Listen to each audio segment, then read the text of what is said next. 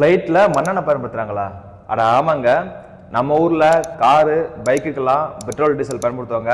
ஆனால் ஆகாயத்தில் பறக்கிற விமானத்துக்கு என்ன எரிபொருள் பயன்படுத்துவாங்க? அது 1 கிலோமீட்டருக்கு எவ்வளோ பெட்ரோல் குடிக்கும் அப்படின்னு சொல்லிட்டு யாருக்கா தெரியுமா? அதெல்லாம் எப்படி சொல்லிட்டு இந்த வீடியோ தெரிஞ்சுக்கலாம். அதனால் வீடியோ ஸ்கிப் பண்ணாமல் கடைசி வரைக்கும் பாருங்க. வாங்க வீடியோக்குள்ளே போகலாம். நாம் பயன்படுத்துகிற பெட்ரோல் டீசலை கண்டிப்பாக விமானத்தில் பயன்படுத்த மாட்டாங்க. அதற்கு பதிலாக ஏடிஎஃப்னு சொல்லக்கூடிய ஏவியேஷன் டர்பன் ஃபியூல் தான் பயன்படுத்துகிறாங்க. இந்த எரிபொருள் ஒரு மண்ணெண்ணெய் வகையை சார்ந்தது சொல்கிறாங்க. நாம் எல்லாரும் நினைப்போம் இது ரேஷன் கடையில் போடுற மண்ணெண்ணெய் அப்படின்னு சொல்லிட்டு. ஆனால் அதுதான் கிடையாது. இது மண்ணெண்ணெய் வகையிலேயே உயர்தர வகைன்னு சொல்கிறாங்க. சரி, ஓகே, என்ன எரிபொருளை பயன்படுத்துகிறாங்க அப்படின்னு சொல்லிட்டு பார்த்தாச்சு. அதுக்கப்புறம் அந்த எரிபொருள் 1 லிட்டருக்கு எவ்வளோ கிலோமீட்டர் கொடுக்குன்னு சொல்லிட்டு பார்த்துடலாம்.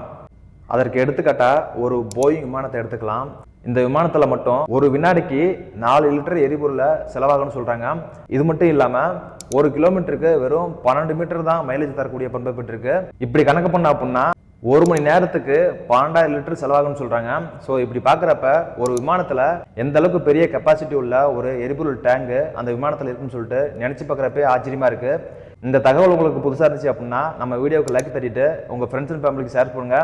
அதுக்கப்புறம் நம்ம பேஜை ஃபாலோ பண்ணாமல் இருந்தீங்க அப்படின்னா ஃபாலோ பண்ணிக்கிங்க. அடுத்த வீடியோவில் பார்க்கலாம். பாய்.